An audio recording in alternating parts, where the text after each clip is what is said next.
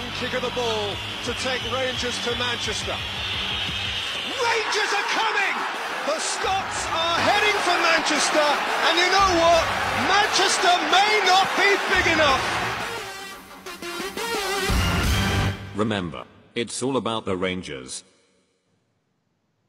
Hello, good evening and welcome. Welcome to Rangers Radio. Joining myself, Fox, here on the panel this evening is the one and only Bridgeman and Ibrox Loyal.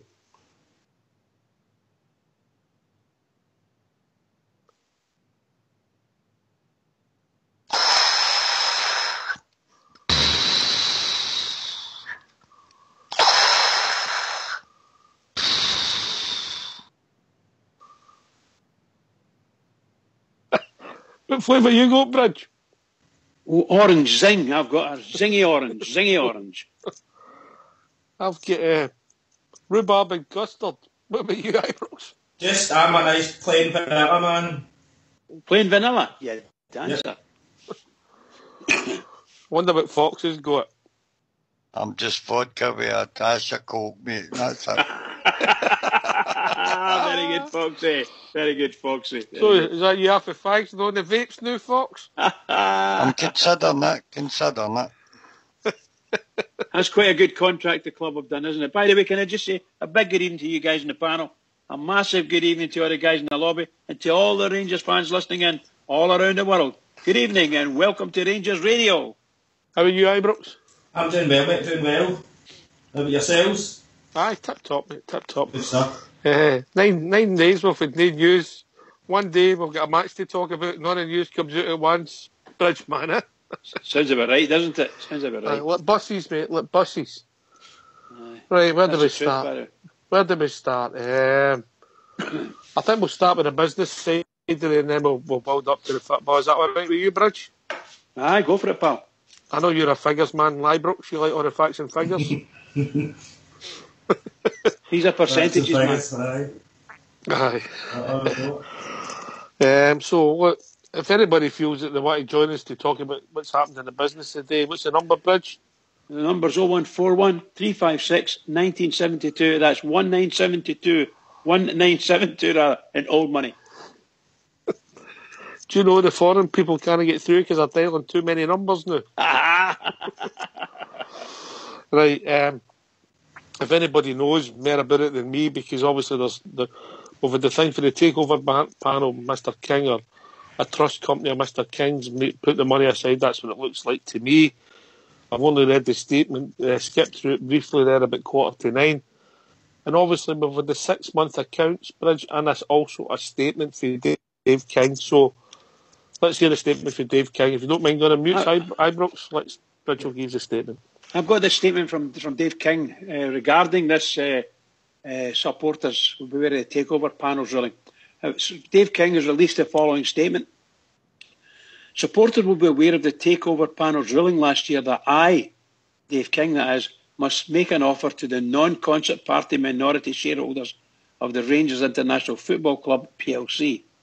I have defended this ruling on the basis that any offer should not come from me but should be made by one of my trust companies.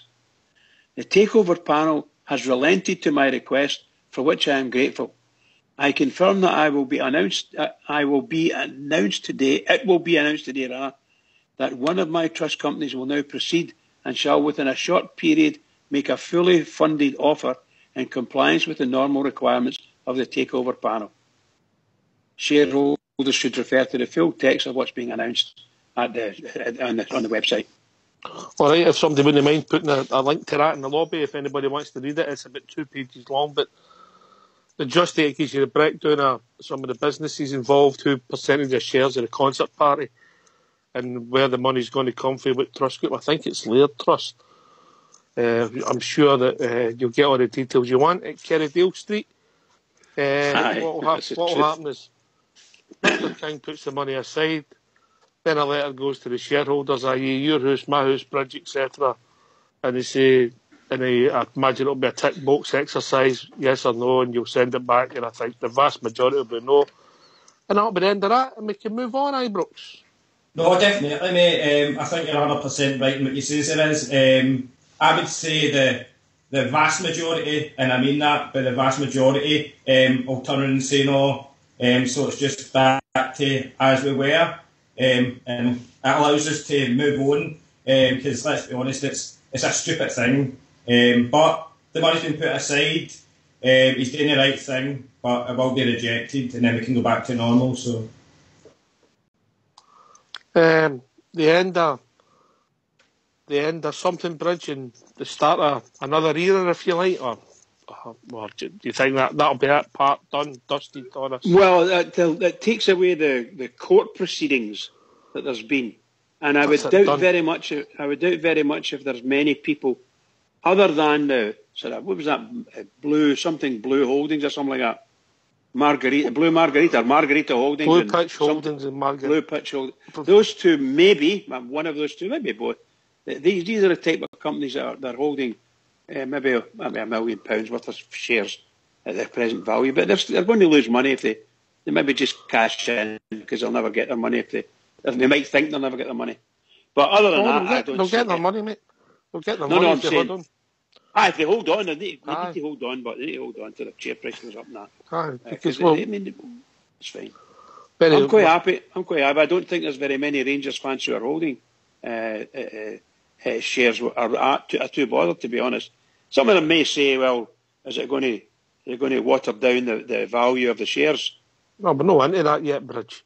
No, but I say they might think that, you know. Well, that's going to do that. This wouldn't.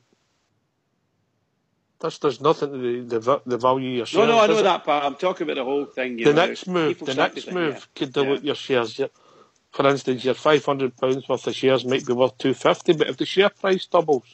Yeah, but what I'm trying to say to you is that there may be some fans may turn in and say, well, you know, okay, I don't really want to sell my shares, but if my share price if my share value is going to be diluted even further, I might take the money now. That kind of thing, you know. Can I see but that's just pure. I don't see either. I don't see it. It's just a thought. That's all. I don't see either. I don't see the Rangers supporters. I don't think anybody that I know who put their money into the club as an investment, Bridge. No, not supporter-wise. It's definitely not an investment.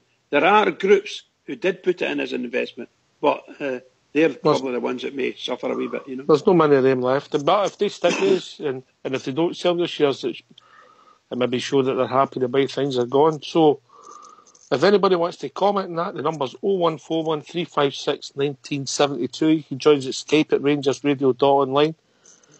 Where you'll be brought in, you can talk about all things Rangers, but more importantly, the news that happened today. So, Fox, you still with us, mate?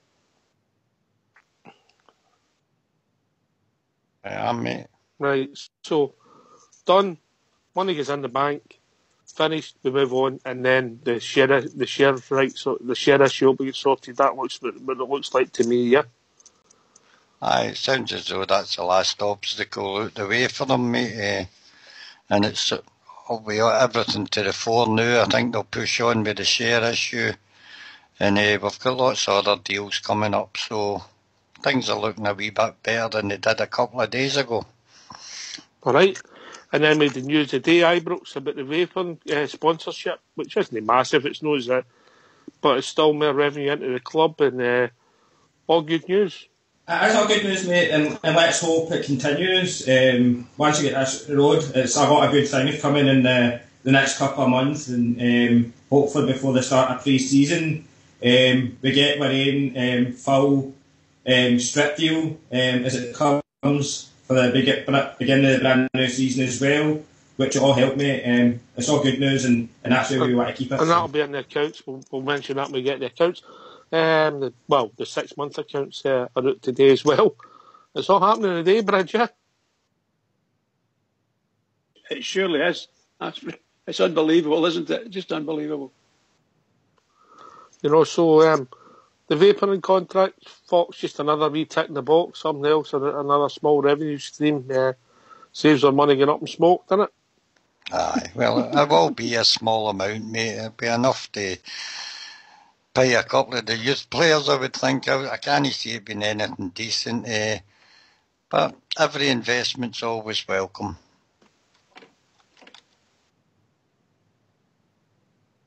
Old School Blues making an offer. He'll give double the money of the share value. There's anybody who wants more shares. Yeah, he'll give you 40 pence a share. There you go, Old School. So, look, that's done. It's dusted. We've also got the 6-month accounts. You got a copy of them in front of you, Ibrox? I do, mate, yeah, and the statement thing as well here, so I've got both up. All right, have you, Bridge?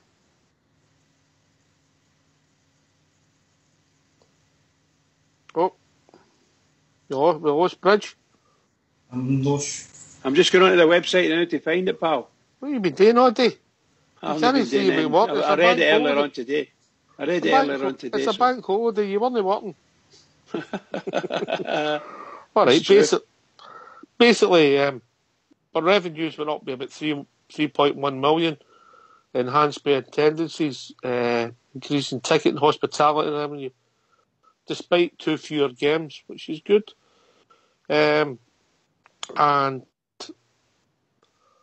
in the same period last year, with a 0.3 profit, but we lost 1.1 million this year. But the board's comfortable with that. The planned level of the loss reported is satisfied. The results for the full year will continue of the club on a sure financial shooting. So that looks as if with the players we spent this summer, that's what it's cost us. And we move on. Fox, just a question for you. I know it was a terrible result for us, but if we'd have won the 2 games in Europe, all that would have disappeared. We're on an even firmer financial footing. The revenue's going to increase. It's mentioned in the statement about with a short period with the strip deals and the merchandise, but now that's going to really kick in. So there's a lot of positive things happening. Well, it's the full year accounts that really matter, mate. You get the true picture at the end of the financial year. I dare this unaudited accounts, mate, and some nice wee bits in it. It looks as though we never spent as much as we thought in the summer, just having a wee glance over them, but I'm not a financial expert at all, mate. Bridgeman, you pleased or neutral or unhappy? No, I think it's great as far as I'm concerned. It looks like we've got a small loss after the end of the trading results here. According to this, it's something like just under £1 million of a loss. So that's overall, that's pretty cool. Considering last year it was like 3 million, at this time. So as all the above, the club posted an overall loss for the period of 0.9 millions. So there you go. I think last year's was like 3.5 million, and it was going to get worse to the end of the season. And obviously with the retail deal kicking in as well, that's going to help Ibrox. Everything helps, and then a full retail deal, as you already mentioned, coming in. I would say hopefully June time, latest July, and then people can buy strips, and will hopefully the popular strips. The clubs get a good deal, new sponsor, everything. So there's a lot of revenue that could come our way quite quickly, mate. But that's obviously the following year's financial accounts. Mm-hmm. But as I say, mate, you've got to look at this and what it is. It's only 6 months, but it's gone a positive way, and that's all we can ask for at this moment in time. As you say, obviously come June or July, we get our full revenue through our full strip deals. And if the board are listening and the club are listening, which I'm sure they are, they're going to go much wrong by putting an orange kit. We've seen the absolute clamour after the Legends game, mate. They loved the orange kit on Ali's players. And see that they bring an orange kit out, mate. That's it. Sales just rocket, and I mean severely rocket. Especially this half of Glasgow anyway, so it'll be nice to see all the orange kits again walking down. I'm sure they'll not sell a lot of them where you live, mate. But maybe not where I live, mate. No, maybe not. Well, they'll sell it to me and about 6 other people, but... But anyway, well, first and foremost, our colours will need to be blue. I was thinking if that's going to be the case, that'll be the third strip, and it will be popular, but we'll wait and see. I would like it to happen. Bridgeman? Yeah, I think it's people have been saying for a long time now, the last one they had as an official strip went down a bomb, as the loyal like to say there. as far as the Rangers fans are going to be down a bomb. But anything that Rangers does will be viewed with suspicion by the Moon Howlers, that's for sure. And it doesn't matter. What we should be doing is any time MD opens their mouth about our club, we should be going straight to the FA as SFA and saying, what the hell's going on here? Are we not allowed to buy it, to put out a colour of strip that we want? And something like that. At the present moment, we're being very political about it. So we need to watch what we're doing, but that's what they're doing it now. I'm way loyal on it. Let's go and get the orange strip and be done with it. I'm desperate to see it. Desperate. Plus the fact it's going to sell about. I'll go mental with the sales. I'll go mental. Aye, so look, there's some positive stuff there. We're not in an ideal footing by any means, but things are moving in the right direction. So people want to call in and make a comment. What's the number, Bridge? The number's 0141 356 1972. They can join us at Skype. Whereabouts, Ibrox? Yeah, that would be at RangersRadio.online, and we're brought in by the one and only Fox. Wow. Aye. So the revenue will come in, and Alan 63's got the Rangers fans will be paying. I think he's right. It's always going to be where the vast majority of our revenue streams are going to come from. The fans, season tickets, strips, and all the other things we spend, Bridge. Yeah, well, there's other things. We just spoke about it a minute ago there. This share issue that's got to be done, and when it's done and dusted, it's out of the way. You can step on. Not share issue, the offer, the share offer, this offer to buy. So he needs to get that out of the way, and then we believe that a share issue is going to happen. That will probably happen in the early part of next season. I would imagine that whatever that share issue is, they'll start the ball rolling on that. They might not complete it until Christmas time. It's something like that I think is going to happen. Well, I think it'll be before that, Bridge. I really Well, do. I would hope. I don't know how long this process of the offer, have to make the offer. I don't know how long that's got to last, or maybe a legal stipulation on it. Young Mount Vernon may know that for all I know. I would love that to happen in a fortnight, but if you've got to write to, we've got, I don't know how many shareholders Rangers have got, let's say a couple of thousand. If they've got a couple of thousand shareholders, I don't know, 10,000, it's going to take a while for people to either respond. And if they word it in a good way, for instance, if they sent it out to me and said, just for saying sake, if you want to take up this offer, write to so and so. There's a return envelope. Tick the box and say you want it. Other than that, just leave it as it is. Don't bother sending it back. So if you don't hear from you, everything's good. Going to be a closing date, and that'll be it. That could be done in a month, couldn't it? I would imagine it could be, but I would like it to be. Yeah, you've been joined by a caller, mate. Right. Oh, I think it's Big. Oh, evening caller. I think it's Big Al. Evening, gentlemen. How are we doing, big man? Aye, good. Aye. Or should I say good morning, mate? It's good morning here, right? What was I going to say? The club's screaming out for proper investment. How much will a share issue generate for the club? What's your estimates? It depends who's lined up, Al. And I'm not, no pun intended here. That's a $24 million question, You'd like to think that the people on the board, and this is pure speculation on my behalf, but they've been talking to investors and people, because that's what we're getting their resolution through. It meant that they could pick who was involved. Yes. Well, the thing is, it wipes out the £18 million loans, mate. Yeah, that was another thing. But is that?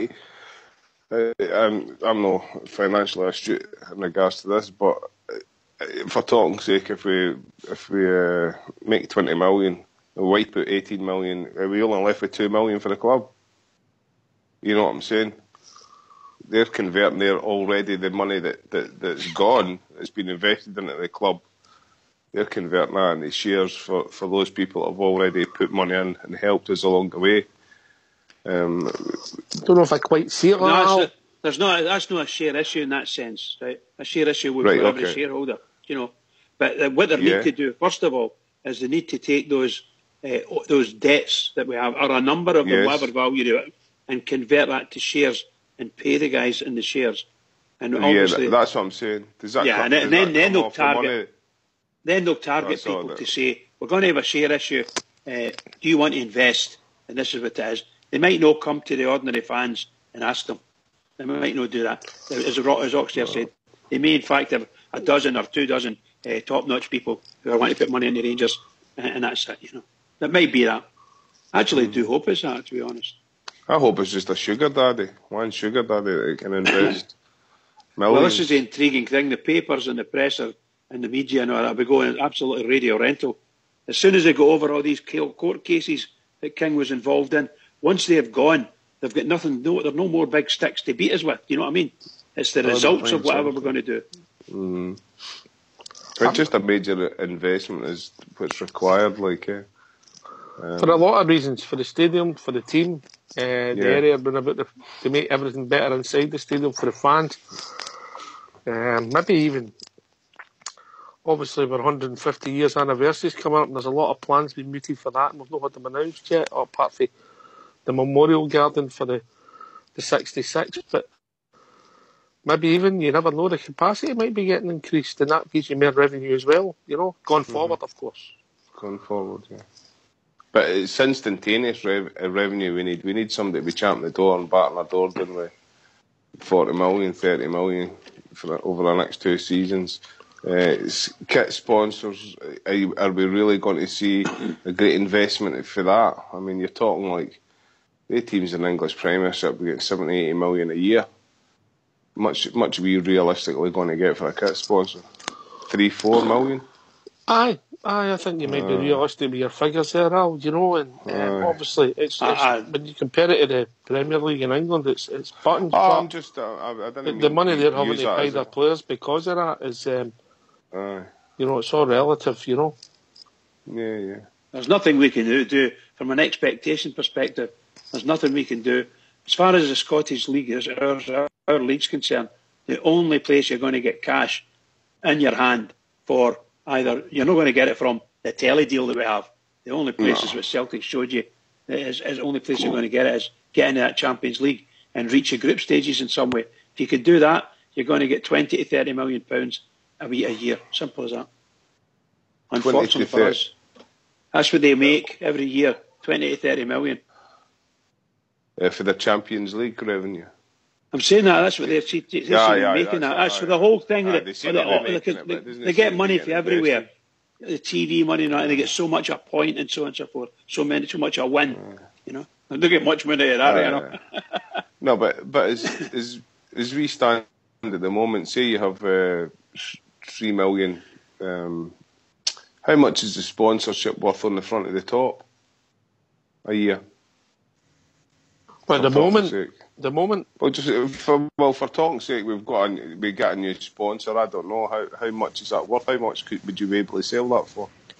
I think when you sell the deals, mate, there's a lot to do with how far you get in Europe, how well you do in the league, how much you do. But just as a starting off thing, is that £1 million a year? I think it'd be more than that. I think it'd be more than that, really. What I'm trying to do is calculate much we getting for season tickets. 18 million or something. 18, 20 million, mate. So we've generally got a turnover about 25 million. Half of that goes straight out the door, and financial payments in regards to the club. That leaves you about 12.5 million, 12 million for players and things like that. I don't think it's quite that, Al. I think you. On the wages, it's a big beast to run Ibrox. I mean, that's what I'm saying. So at the moment, we really need what we're pulling in, maybe say 25 million a year, with everything, with our vapor deal, with the short sponsors, with sales of season tickets. Obviously, have next year new tops, a better deal there.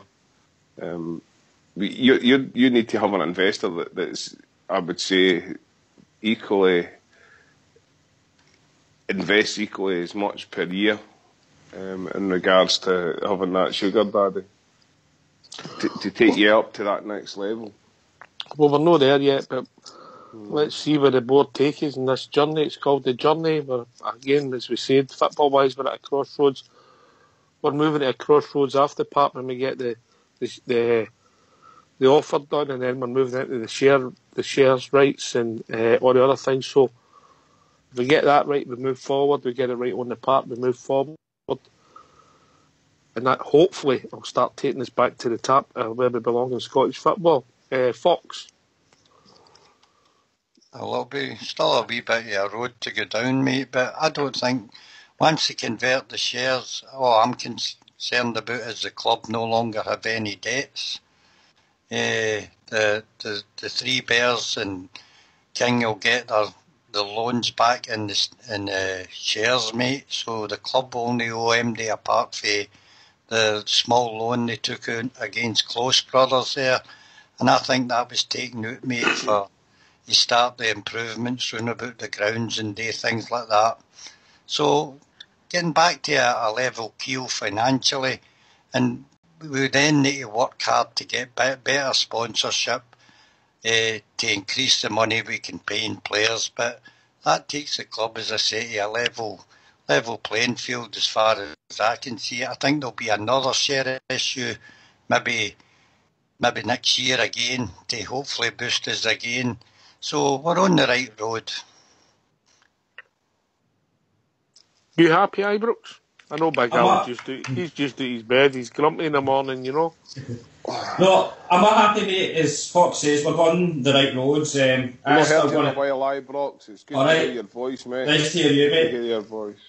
I'm delighted with it, and as I says, once we're ready to get rid of the Sports Direct come the end of this season, mate, everything that we need to negotiate, the club is going to benefit wholly with all. So there's no this going to this person, that going to this person. It's all going to the club, and that again will boost revenues. The bigger revenue stream would be again with obviously, as you says, if we're going to have an orange kit, please have an orange kit. If it is the third kit, then I'm sorry. That is going to skyrocket. As I say, Briggs says it earlier as well.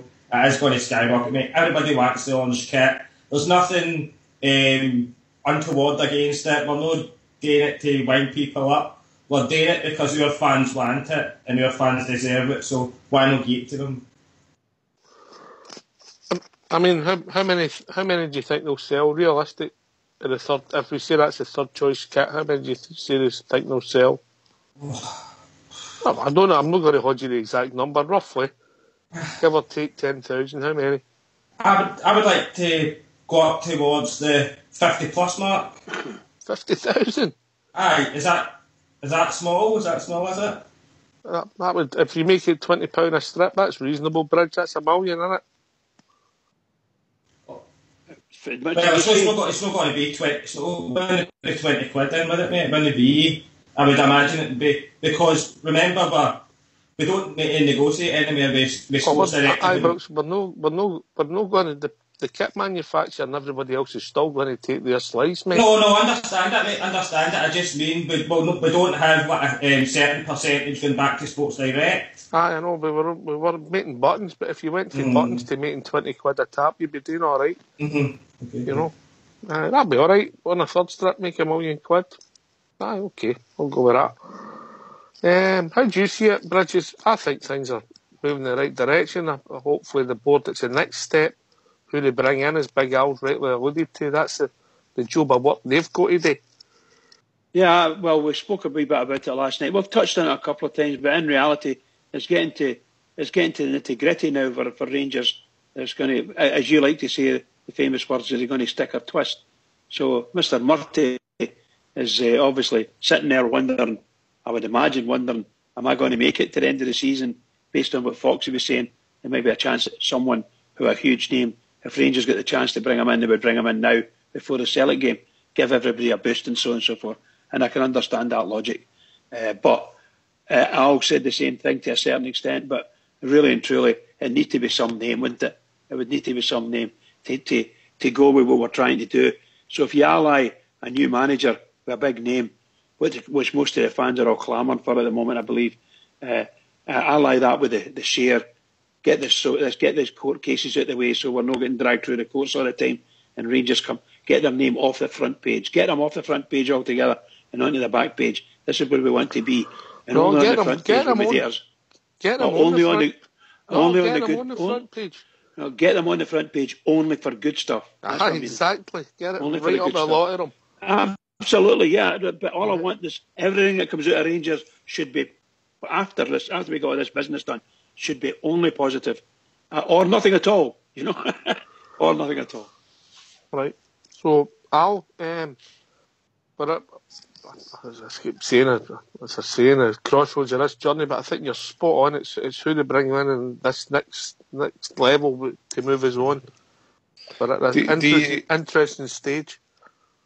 Do you think there is a thing behind that toxic brand thing that people want to keep us on the front pages for the wrong reasons? Then you can only really go to certain brands that are willing, your gambling companies, so they don't care who they sponsor, your drink companies, they don't care. I'd like to see some better sponsors, some better well-known household names on the front of their tops. Orange phone?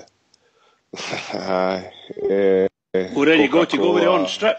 Apple Ibrox. I always thought that would be nice. Sponsor the stadium, but I'm probably figments of my imagination thinking about brands like that. But you know what I mean. We can only attract a certain level investment because you could get the deodorant company, and then we could have that. Sure, it's old. Oh, you've been working this out, eh? You've been working this out. That was you've waited years for somebody to speak about this. It's an old joke, Al. It's an old joke. You're talking about toxic and making Rangers toxic. Apparently, it's a story I just heard it today. I don't know who I think he's a darts player, one of the better darts players in the world, going to a tournament. And I think it was in Glasgow even, and I think it normally comes into Simply the Best, yeah? So when his name's announced, he comes in and that music's playing and so on and so forth. Apparently, they didn't play that at Glasgow. And the story is that someone has tipped him off and says, no, you'll alienate all the Celtic fans if you did that. But that's just small-mindedness. I'm just saying that's how they make it. That's how easy it is to make the name of Rangers toxic. Oh no, you don't want to do that because such and such. That's the reason why we always had the same sponsors all the time. Well, to me, if somebody says that to me, and I wasn't a Rangers fan, and I'm the darts player, you're telling me that half the city won't like me because that half of the city doesn't like me because I play a certain songs. Fucking retarded. Well, of course, that's a sad fact. It's a sad fact of life. It's a sad fact of life, yeah, absolutely. But we've slightly digressed. But what I'm saying is that sponsorship is hard to attract if you're in the papers for all the wrong reasons. You know what I mean? Absolutely. But all these things are starting to. We're on a level footing where accounts are getting in order. Yeah. Everything's moving the right day. I really appreciate that. I really do appreciate for what they've done to our club. I think. And some people might buy into the story, Al. Oh, definitely. Look, I've said to you before, I've met people here that find our story extraordinary. Absolutely unbelievable that you're still getting 50,000 people in the 4th division of Scottish football. Yes, that's correct, mate. And then they correlate that with the fan base, how good we are as fans. Yeah. So but it's a hard sell. It's a hard sell because I think the thing that will sell it most is if you're winning league titles and that would take you another level. That would take you another level, mate. Aye. So, and just one little thing, but have we got a marketing agency that are on top of this? Because we've got a media agency, I think, that level 5 thing. Out of 10, I think you'd give them a 3 or a 4, just for overall. I don't think that they've handled themselves well, and that maybe reflects on us, where we could be putting out better stories. We could be putting out better advertisement from the club. You know what I mean? Robertson's in the paper today. Just what I noticed with that Vapour thing. How much did we get for that? A couple of 100,000 if you're lucky. Not a lot of money, mate. 50. No, I understand that, but it's not really a thing. If that's a good thing, if you know what I mean, that we're trying to advertise, have we not got better things that we could be advertising than saying, oh, you can vapour? I don't think it's legal to vapour in the stands anyway, is it? It's legal, aye. It's not illegal, let's put it that way. They're actually selling them. Are you going to sit next to somebody that's vaping? You're going to tell them you have to. No, you can complain all you wish. You can complain all you wish. If it's legal, it's legal. That's the problem we've got. They haven't made it. They might have made it illegal because they can't classify it, or they haven't classified it as smoking. And they're going to start allowing them in the pubs and things like that now. This is what they're talking about now. Allow the vapours into the pubs. Totally different here. You can't allow any vapour. Well, that's totally different. I agree with you, pal. I'm only saying that's the way it is. And Rangers have agreed with that company. They're going to open 2 shops. I think they're going to open one up in the club deck and another one on the concourse somewhere. So they're for selling that stuff. So there you go. All money is welcome, but I'd rather we were getting money for slightly more established and better businesses. Just personally, yeah. Sorry if I'm putting you on a downer, man. Thanks very much, Shell. Thanks for the call. You used to be good on a Friday night. There's Hot Wheels. I've not heard from him a while, I think. I've not heard from him. After what I heard from him, mate, he was still kind of well, so I've been keeping up to date with him and that on Facebook, so... And where's Captain Barbosa? He's still in Norway? Aye. Do we know what Rudy's having for his dinner? You guys get phoning in because he's all Rudy will be back. Really good Rudy will be back on Monday. He's been at a health farm, mate, and he'll be back on Monday, mate. Aye, Rudy's. Is he like that woman out of Little Britain? He's been trying to get himself in shape. He's talking about having to go to the London Marathon next year, Rudy, so he's been working hard with it. I might get in touch with him then. How old is Rudy, if you don't mind me asking? Oh, he must be heading towards his 60th. He's going to kill me. Really. He's going to kill Ox. He's never near that. No, genuinely, how old is he? About 40? I think he's early 50s. I didn't think he was as old as that. Good on him. That's good. You'll sponsor him, eh? Rangers Radio will sponsor him. We'll have a vape at every mile for him. Good on him. As long as it's vanilla. He's going to kill me. Anyway, Fox. In the whole scheme of things, small steps, but that's another day, a positive day. As Bridge says, get these things. We've had to look at the headlines about in the paper about that court case for King. It's done now. Get the deal done, make the offer, and that's something else out of the way and we start moving on. I think it's quite positive, mate. Especially as you said, there's a chance now earning money that we couldn't before, especially with the strip deal. If we can get a wee few rounds out the Europe, mate, it's all added money that we've not been used to. And if we use it well, especially in the playing side, it'll help push the club forward. Can I ask Fox a question? On you go, mate. Fox, I'm going to pose you a question here, and I'm just wanting your opinion on it. Fox, would you be happy if the club imposed a salary cap? And I'm just using a figure here, just say 10 grand, or 10 grand, that's it. You obviously get your other wee bits and bobs, but would you be happy for our club to put a salary cap on? You don't have to actually do that, Al. You just, whenever you're in negotiations with players, that's your top line. You don't have to come out and say it's a salary cap, but it can be done. But we need to get better quality players in to take us forward, mate. And some of them will need to be paid a wee bit more than some of the boys that's still there at the moment. That's what happens when you bring in quality. Costs you a lot more money, mate. I don't think it needs to cost you a lot of money to bring in quality if other parts of the club are doing their job right. I think we've seen that. I mean, just for talking sake, if we use the young boy McCrory, if we were looking at McCrory, just say he was playing with Bristol City, We were looking at him. How much do you think we'd have to pay Bristol City to get a gentleman like that to come to our club? 3-4 million?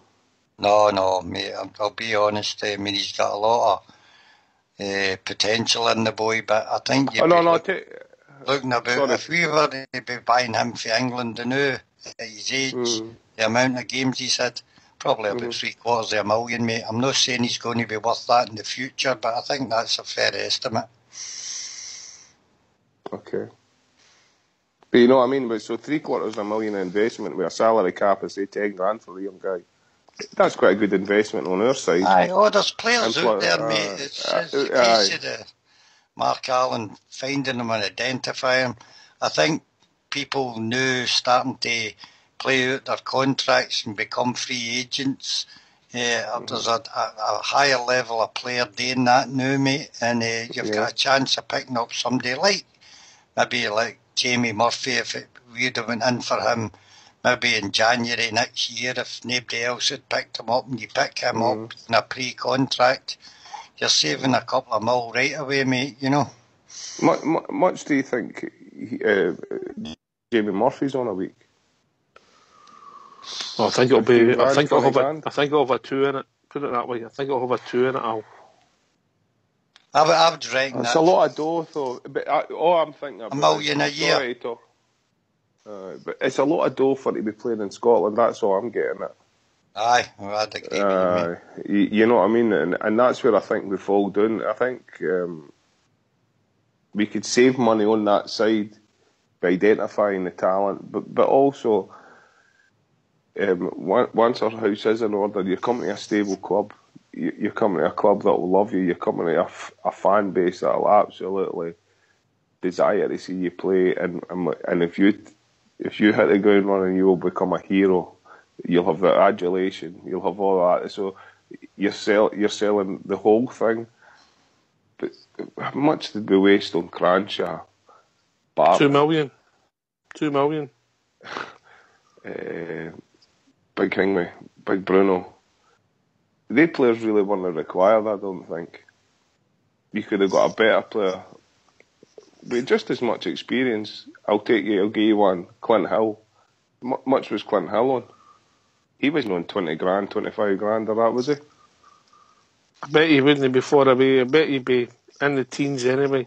Maybe alright enough coming for QPR. You know, but I took him before it. Yeah, I think it was disappointed, and a lot of fans were bitterly disappointed. Aye. That he wasn't offered an extension. And really and truly, with hindsight, I think a lot of fans would say, we should have kept him. When you look should have just kept him. We could have kept him, and I don't know what his wages were, but I'm sure he would have been a good servant. He played well for us. Right up to the he still seems to be a good servant to the club, Bridge, because he's with Carlisle, isn't he? Is it Carlisle he's with? Yeah, and I think a few Rangers fans go down there just to show their appreciation for him, and he seems to show his appreciation for us. I've heard a few things, I've read a few things. That's the type of character, type of older head that you require at the club. To show the young guys this is how you can be a professional football player. I'd never heard him before he came to Rangers, but he certainly did. I think it took him 1 or 2 games to find his feet, but after that he was solid enough for us, and he could still be playing in Scottish football easy peasy, man. Easy peasy. He wouldn't have walked off the park at Parkhead, and he'd be. I think as much as I don't think Alves is thing, his calf popped, mate. People have got to recognise that, Al. You can't play if your calf pops. Did it pop? We'll never know. The medical people told you it popped. The medical people in Madrid? But in club. If you don't believe them, Al, you've got to give him something, mate. His calf popped. Jeez, I think he's been rubbish. But... Right, well, there you go. Sorry for raising that, but he has been rubbish. He's not been the player that expected him to be. I get that, but you say that he's walked off a part. You can't play if your calf pops. A few things of mine popped a few years ago, I'll tell you, boy. That was your trouble. You used to pop too early. Well, I had that trouble as well. I see Viagra's now. You can buy it out of the counter. You know, I'll tell you what, guys. Speaking about our club, and there's a big game tomorrow. Don't you tell that joke, Al. No. Just there's a big game tomorrow, and apparently there's a story going around. I saw it and follow that Motherwell have asked the Rangers to pass it on through the supporters liaison officer that as the Motherwell game is a complete sellout for Rangers fans, no banners or flags will be allowed in. There you go. And I've never heard of this before. This is something completely new. I think they said what I read was big flags and big banners. Yeah, I don't know. Okay, I never saw the adjectives on it. I just saw So I don't know what it means. I don't know whether it's a thin edge of the wedge to stop Rangers fans displaying anything at the Rangers ends. I'm talking about. I remember years ago they were taking the flags off people as they were going in, even getting into Ibrox. Wee kids going in with their canes and their flags above the guy in the street, and they weren't letting them in. That's no new, mate. I think that's... No, I'm not saying it's new. I'm saying that's what they've got. I'm doing the scum across the city at the last Motherwell game as well, mate. It's, what it is they don't want people to cover their advertising boards. And I think Rangers asked Celtic fans to do the same at the last game. Didn't they work? But I mean, I think they did ask them. And it's the sponsors for Motherwell are saying that they're not getting the advertising shown on the television, mate. It's all about that, all about money as per normal. They just want you to come to the game, sit in your seat and say nothing, do nothing, and sit there like good boys and watch. That's a good point, actually. That's a good point, pal. It's not a big deal, but again, well, I think they're trying to kill the game in Scotland if they don't take the atmosphere out at people eventually, but I think they've got to look at Perth, just over 2,000 people, and then maybe talk about where the game is if somebody was realistic in the media, but that's a whole show and a whole debate on its own. Ibrox loyal. Without a doubt, mate, we've spoken about that sort of thing before. I don't think we'll go back over the echoes again, but I totally agree with what you're saying about up in Perth, mate. They've not even got a quarter of their own home support. They're that bad, or they're playing that bad that their fans are never going to go out and watch them. There could be some sort of reasonability about the security teams and everything else to make sure we get a lot more tickets than we're actually getting. They start bringing atmospheres back into Scottish football. That's what they've been wanting for years. We're trying to do it. Everybody wants a blue pound, but no willing to come and go ways. I think that's a bit much. But as it you says, it's a full show and it's saying that. So. Here. But annoying though. Cameras will show you the standards facing them all, there'll be empty seats, loads of them. And there's hundreds of people outside trying to get in, Fox. Mental. Of course, the Motherwell fans will be allowed to take their banners in, mate, because there's so much room to cover the seats. So that's what will happen tomorrow, We've said that on here for months, mate, about we fill up our capacity while the rest of the stadiums are empty, mate, and our fans would certainly go and take up these seats if they would only offer them to us, Aye, at half price. They can't offer them at full price when they won filling it in the first place with their own fans. That is robbing the blue pound, man, like Dick Turpin. I think you would find if they did spaces, and as you said there, if they squeezed their own fans up a bit and opened up sort of 1,000, 2,000 seats, the Rangers fans would take them. No problem. Oh, of course they would take them. Yeah. Aye, but they shouldn't be taking them at full price. They can't fill them. Well, I have to say to you, I've been beating this drum for a long time, Al, and people recognise it. I hold no. I'm glad the Rangers fans go for they bring a lot of noise and a lot of colour to everywhere they go. It's great, and they do our club proud most of the time. I don't have any problem with that. I would dearly love them to say, "I'm not going there," Just don't go. Give it 5 years' time, Bridge. There'll be no away fans at the away ground. It'll just be away Rangers support. That's the way it's going. There is another wee thing I noticed. I read somewhere that if any of any Rangers fans have got ticket for their family stand, that you'll no be allowed in unless you've got a kid with you. That was another thing now. Sometimes our fans will buy tickets for anywhere to get to see the game, but if you haven't got a kid with them, they're not letting the person in. You don't trust us then, is that what you're saying? Get yourself down to third part tomorrow, Ibrox. Somebody will take you in. But you get in there, you'll be like Jimmy Cranky. Yeah, I don't listen to them about 6 foot Tommy, don't listen to any of them.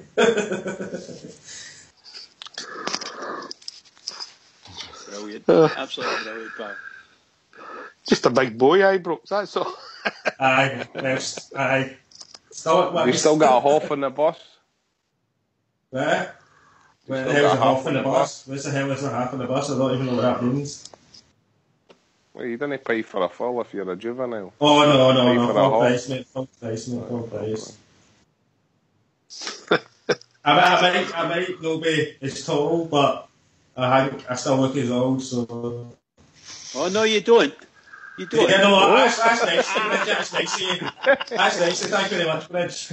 A young man from Garngad Hill.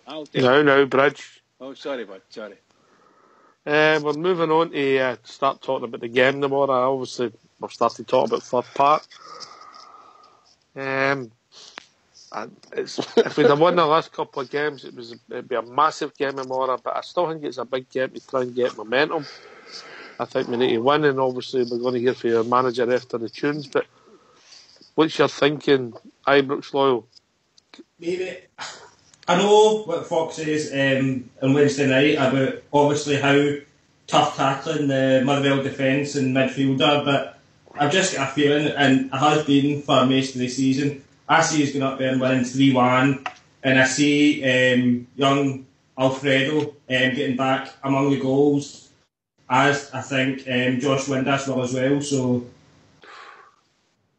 I think 3-1, mate. 3-1. Maybe it'll be a comfortable 3-1, but still a 3-1 victory. Alright, quite interesting. Hard game for you, Fox?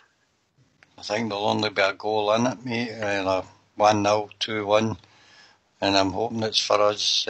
Tough game for us, mate. But if they go all physical on us, mate, I think we need to replicate it back, mate. We need to stand up and be counted in these games. And tomorrow would be a good start.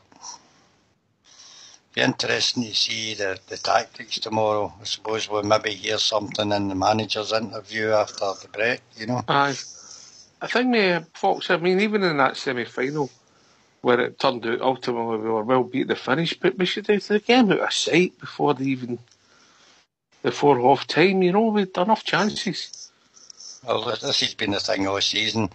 We've scored some great goals this season, but we've missed so many easy chances and we've paid for it. We've paid for it at Ibrox more than anywhere else, mate. Who do you see starting in the centre-forward position tomorrow, mate? If we go one up front, it'll be Morelos. I don't know whether he'll gamble and play two up front, so we'll need to wait and see. We'll see, as I say, if it depends on the formation, mate. It might be Windass and Morelos up front, mate. That's what I see if he's going to play a two. I don't think Jason Cummins will play tomorrow. What about you, Bridge? Well, I hope it's different from what Fox says. I hope he does play two up front, and it would be Cummins and Morelos. But I think, based on our discussions what we've had over the past wee while as well, I think our manager made a dreadful mistake by not playing Morelos against Kilmarnock. However, that aside, he must play Morelos and he must put someone up with him. If we want to win the game well, we may play up two up front. However, they might not do it. I wouldn't be surprised if what Fox is saying is right. They go with one up front and to hell with it. I don't know how they're going to do it. But they might be right. He might be right, Foxy. He might be right. What about you, Al? How do you see it? Well, what Fox said was that they've kicked us out of the park all season. We better not come out that. We better be in their faces. We'll be kicking them about the park. I don't want to see my team waiting to get kicked before we kick first. I fancy playing Morelos and Cummins up front, and I'd sit Morelos up. I'd get rid of Windass because he's just not got the heart for the fight. It's just Groundhog Day, isn't it? It's an important game. It's to build momentum. It's the same thing we've been saying all season. It's different now about the momentum. Obviously, if we'd have won the last 2 games, we'd have been sitting saying we can win tomorrow. We put pressure on the team above us, but now it's a bit different now. Aye, I say to you, that Hibs game at Ibrox for me, that was a tester, and we didn't achieve what we should have achieved that day. So the league for me was finished then. But it's one of the games I can see them coming out and overpowering us. I just hope to God it doesn't happen, because he's seen this in games previous, what they can do, and they're not shy at doing it. And I don't blame them for doing it. They're using all the tools in the box that they have. I would just like to see us be a wee bit smarter and get into their faces first and foremost, and get a couple of goals and keep it going, keep the momentum going throughout the game, not just building momentum for the next couple of games, momentum for the start of the game to the finish of the game, keep the tempo up, be aggressive, fair but aggressive, let them know that they're in a game, you know what I mean, because they've got a few good players. That keeper, there's a player there. Why do we just not go and say to that guy, because that's the type of player we're needing that aggressive type of player, going for the tackle, no shy, you know what I mean. Players like that, Hoover, all they kind of players up that's in the league. The other big boy was at Man City, is it the left back, the other big kind of black fella, left back, he looks so bad as well. Is that Kipri he's talking about there? Kipri's the one that had the tackle with Brun, with the blonde hair, but they've got another black fella that looks a bit like a fat Julian Lescott, I think he plays left back. English guy. I've not seen one of them, but I've noticed him a few games. He's a big, dominant looking type of guy.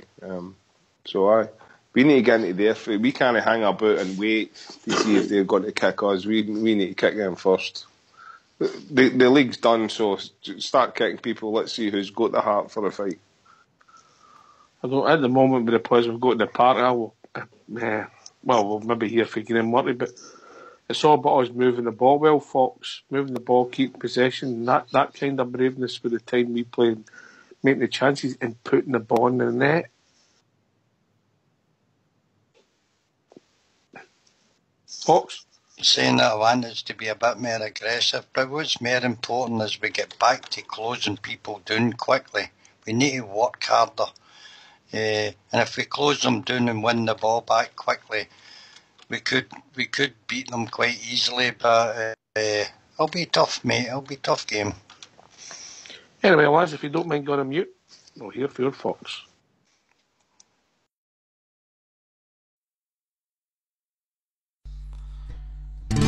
4 years ago from now, we got kicked a few divisions down into the bottom league. RFC everybody speaks of. 4 years of touch and go buys us Waggy Tav and Jason Hole, King Kenny on his day, Lee Wallace there just to lead the way, cause Marty Waghorn we adore, cause every game is like a goal galore. We're a team above all the rest. We are the people. We're a team above all the rest. We are the people. Supporters buses we aboard, destination Easter Road, Old Warner green and white, a replication of the other shite team.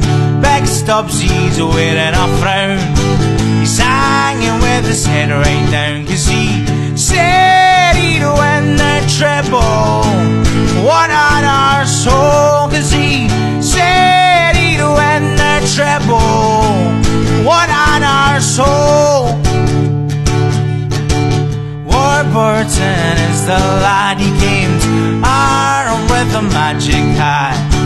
He could have stayed down in England, but everybody said, he said, fuck that, so he'll be there when we go up pumping Celtic and the Scottish Cup. We're a team above all the rest. We are the people. We're a team above all the rest. We are the people. We are the people. We are the people. Sorry about that. You hit the wrong button, did you? No, the steam off my vapour there just clouded my view. I meant to play the song below it. Sorry about that, guys. I apologise. That is You liar. What was the song below it, just out of curiosity? It was the real one, mate. The real We Are the People, you know. Oh, dear. What up, vape these eyes, Bridger? Superb. I love it. I love it. Anyway, we're building up the game. We can speculate what the team's going to be. Before we do that, I think it's only right to be here for your manager, Graham Murty. But if people want to phone in, the interview's about 10 minutes long. After we hear for your manager, Graham Murty, what's the number, Bridge? The number's 0141 356 1972. And you can join us where, Ibrox? You can join us on Skype at RangersRadio.online and will be brought in by Fox. Right, so if you don't mind going on mute, lads, let's hear for your manager, Mr. Graham Murty. Has everyone returned in one piece? Yes, everyone's returned looking really good, actually. They're in a good place. Physically, they look really good, and we've had a good week's training.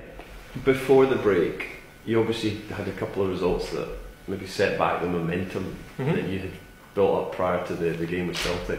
How do you recover that momentum?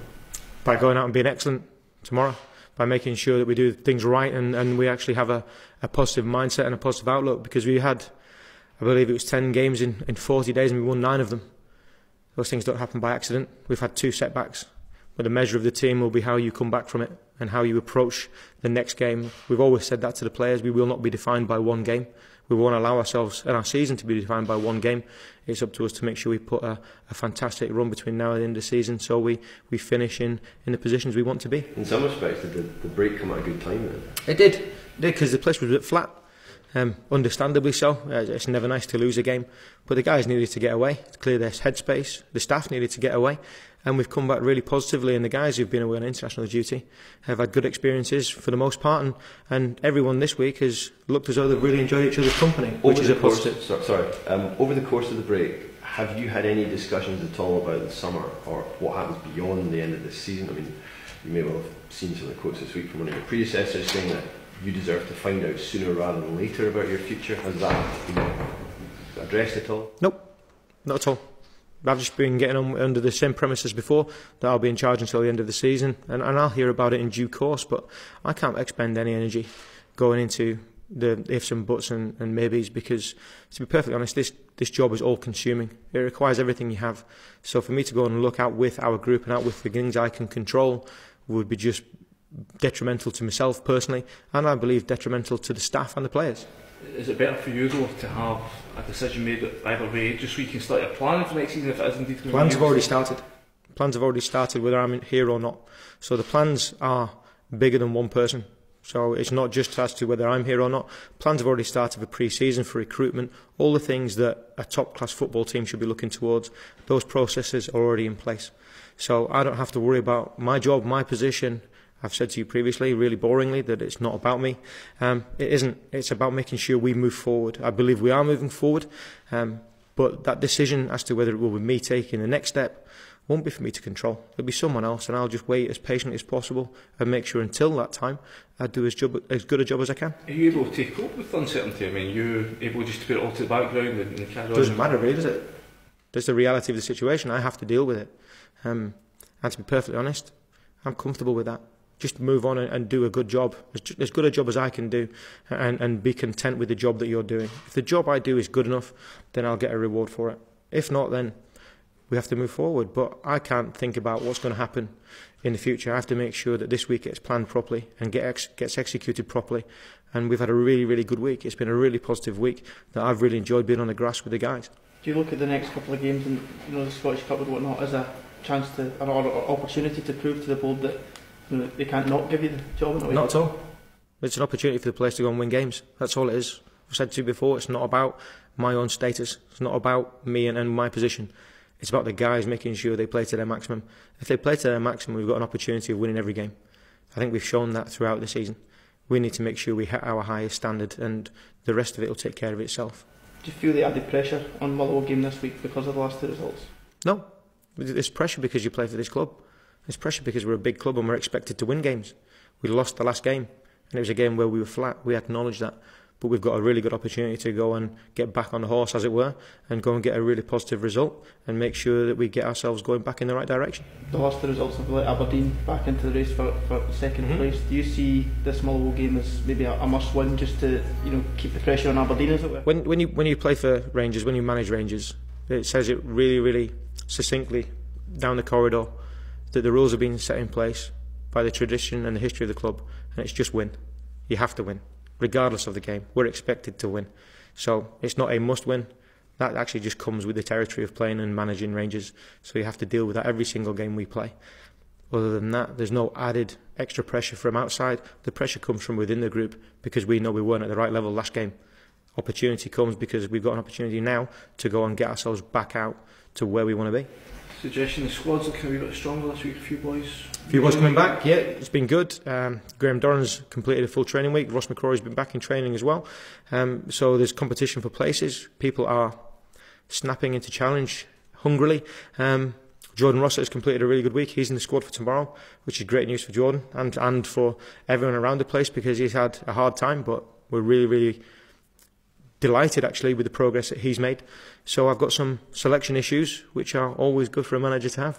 And Wallace, is he back as well? He's in and around it. He's had a little bit of a setback. He's had a little bit of a flare-up, but nothing that we're worrying too much about. We'll monitor him closely, and then we'll make sure he gets a load appropriate to where he is. But other than that, everyone else is motoring on quite well. In terms of Ross and Graham, do they come into the squad for yes, back as well? So, definitely. So I mean, you've really now got that's been one of the sort of headaches I suppose you've had since you took over, that you've never been had the full capabilities of squad to choose from. I think it's the same for every manager. I think you look down the road and Mauricio Pochettino has been asked every single question about what you do without Harry Kane, because he's a big player, and that's just natural. It's par for the course for a manager. You have to make sure that you juggle your squad, or you load your squad appropriately. But as I've always said, people being out of the squad or missing out is an opportunity for someone to go and stake a claim. David Bates did it. He came in and stuck a claim really, really well. Unfortunately, we're missing him, although he is making fantastic progress. But it just gives an opportunity for someone else to go and play for us. So, do these guys coming back in, does it give you that extra flexibility, different formations, different shapes that you can... We've got different personalities with different capabilities, so you can play in slightly different manners or towards slightly different strengths, which is good, and it actually keeps your opposition guessing as well. So we have different capacity now from what we had earlier in the year. It's up to us as a squad and as a staff to make sure we access those in the right manner so we can get a positive result. How do you assess the threat of Motherwell tomorrow? As we always do, we look at it deeply. We've showed the guys their threats, we've showed the guys their organisation, we've showed their tenacity and their willingness to work, because I thought that they stuck together fantastically well when they had 10 men. And they showed without a shadow of a doubt that their collective spirit is great.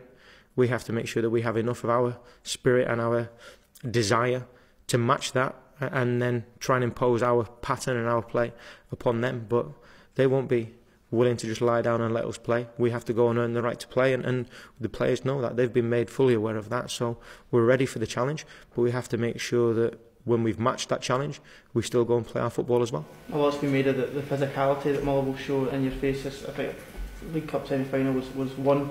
Have you got a game plan in mind to nullify that threat, as it were? Stand up to it. As simple as. If they're going to be physical, you match physicality with physicality and desire. There's no other way around it. And then you have to be able to go and play. There's different types of bravery. There's bravery to actually go and contest. There's bravery to go and match a runner. But then there's bravery to go and actually be exposed and take the ball in a tight situation and go and impose your will and your structure and your pattern of play upon an opponent. And we'll be looking for all of those elements tomorrow. Graham, just go back to what you said about the break and the fact that the players were flat and that the break came at a good time. Were you flat? Definitely. You appear to be re-energised here. I feel good this week. This week's been really good. I've really enjoyed it.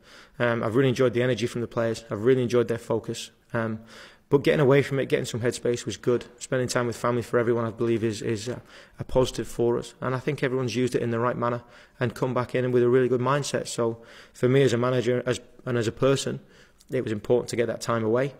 But the guys have come back in with a really good focus. And I hope, more than anything else, that they take that focus and that quality into the game. I wonder, because this is the first time that you've been in this job now on and off for about a year or so, but the intensity of it, did you take time to reflect on it? Because you had built that great momentum up, but prior to the 2 games before the break, and there had been this talk about challenging at the top level, and it really, it's almost like it was a burst balloon. Well, I tried to put a lid on that quite early on and said that we're not as close as people keep on saying. We are a work in progress. We're getting closer. We're moving forward. People out with our group started talking up different challenges that we tried to contain. We didn't manage it completely, but we've had a check on what's happened to us. We got knocked back a couple of pegs, but that won't stop the forward momentum of this football club getting back to where we want to be. We have to make sure we understand it's a short-term setback, but we've been flat, I believe, for 1 game. Out of the time since we came back from Christmas, we've been flat for 1 game. And that's going to happen. It happens to a group of players that are new to the league, that are new to one another. We had a bit of a dip, and Kilmarnock took advantage. And we credit them for that, but we know we can be far, far better. It's up to us to make sure we don't allow that dip to continue on, and we make sure that we're bright, breezy, and back to our best tomorrow.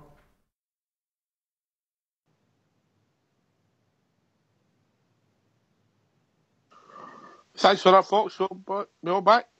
Yeah. Hello. Yes, indeed. Yes, indeed. All right, let's start with the positives, and we'll go to Bridgeman first with the players coming back.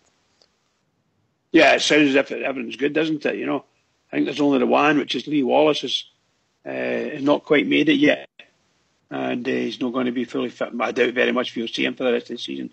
But the rest of them, you may start to see them coming in over the next few weeks, providing everything's going all right, of course. It'd be lovely to see it, wouldn't it?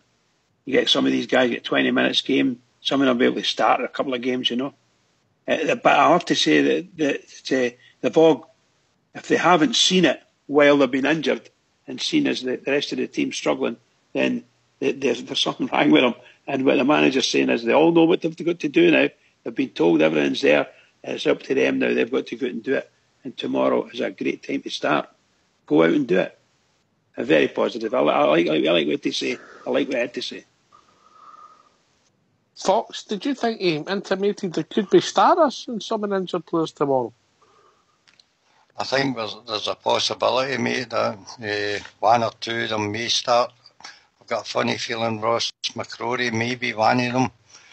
I don't know if Dorns will come on off the bench or no, so we'll need to see what happens there. I thought he sounded. I think he does his best to prepare the players for the up and coming games, and I think he takes all the blame for the players' failings in these games, mate. That's my own opinion. I don't know why people don't like him as much. I just don't understand it. Anyway, that's my opinion. Yeah. The Rossiter one. You see him getting a strip tomorrow? Either on the bench or starting, mate. Well, we had a weak bench, mate, for the last couple of games, and it'll be good to see some good options on the bench on me. Here. Ibrox. I'd like to be as confident as with Fox there. I'd love to see McCrory come straight back into the starting 11 tomorrow. I'd be absolutely over the moon, but for me, I think him and maybe Dorans, you've got a chance of them coming on for the bench, but I've got a strong suspicion that Rossiter might start. And let's be honest about this, mate. I know he's had all the serious injuries, and we make a joke about 7 to 10 days here and there, but the limited game time and limited matches he's actually played for us, when he's come in, he's never let us down. He's straight in with the tough tackling. He can win a ball. He's got a good short pass, a good long pass about him as well.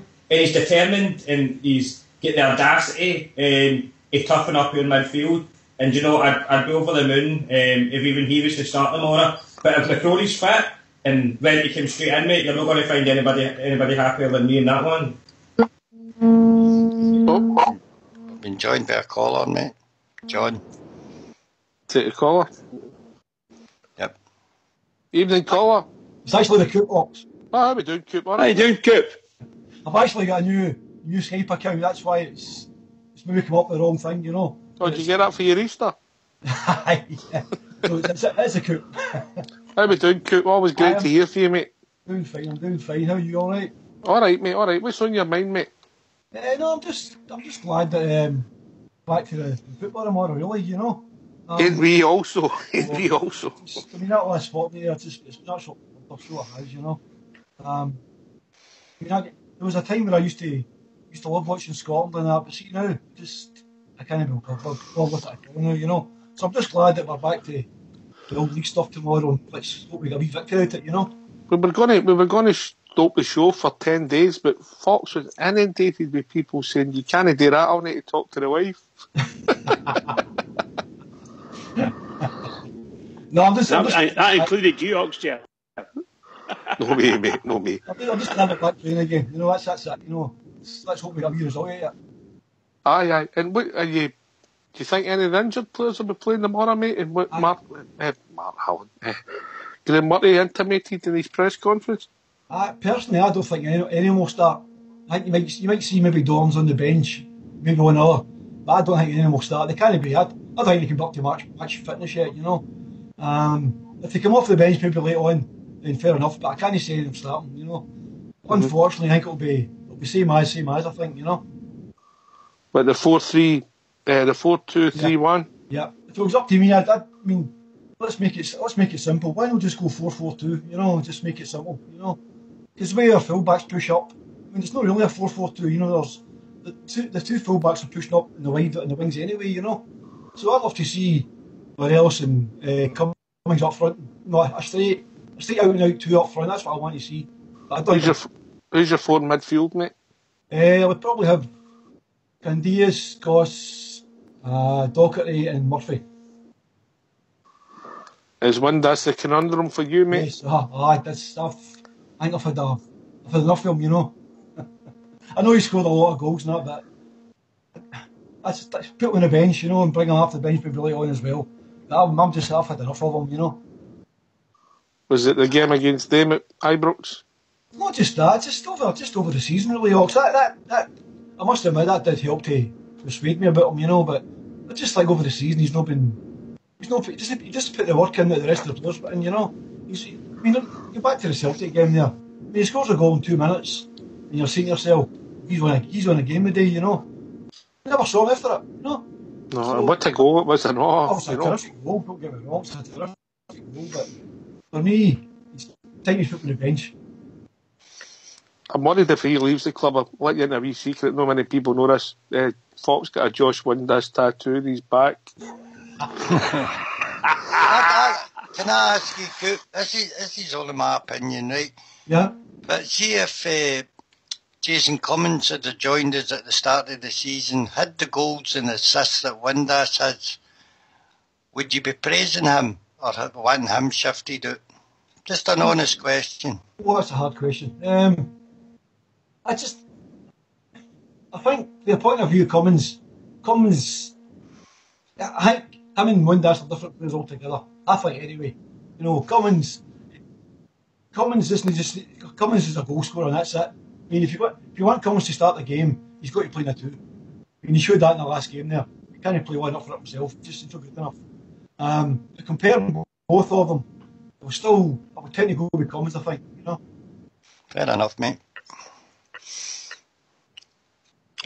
Cummins he's got a touch about the goal that Morelos hasn't got. You know, it's they're totally different for being so similar because there's none of them big. Obviously, the Buffalo's stockier. Cummins is what you say, maybe a cute player, you know. Aye. That makes sense, you know. I mean, the point about Windass disappears, mate. I would have said the same about Jason Cummins in the Kilmarnock game, mate. If I was being honest, I just think Windass is the whipping boy in the side. He plays a role that he's been asked to play, and he's been relatively successful for me. And I think his return of the season so far has been good. Can be a lot better for. Is a conundrum with Windass, Coop? Is it when he's no get the ball? Is that the problem for Jason? I think you hit the nail right in the head there, Rox. I think that is the problem, you know. When he's not on the ball, I don't think he's very effective at all, you know. What I will say, I think he's got better, right, than what he was when he first came. He has got better, but for me, he still doesn't do enough, you know. When you look at, maybe I shouldn't, but I compare him with guys like Murphy and Candias. They work their backsides off right through the whole game, you know, up and down that wing. And I just find he doesn't do that, you know. Fair comment, Coop, fair comment. Were you pleased to see McCrory back if he's in the squad tomorrow? Do you think there's a chance? Well, I think there's a wee chance. I think maybe get him on the bench. And it's good to see the boy back because he's a good player, the boy. I'm still not sure what his best position is, if it's centre half or if it's defensive mid. I really don't. I'm not really not decided on that yet. You know, I need to see defensive mid for me, Coop. I know I can see both sides of it, you know. But maybe once the boys plays, we'll maybe get a better idea of what his best position is, you know.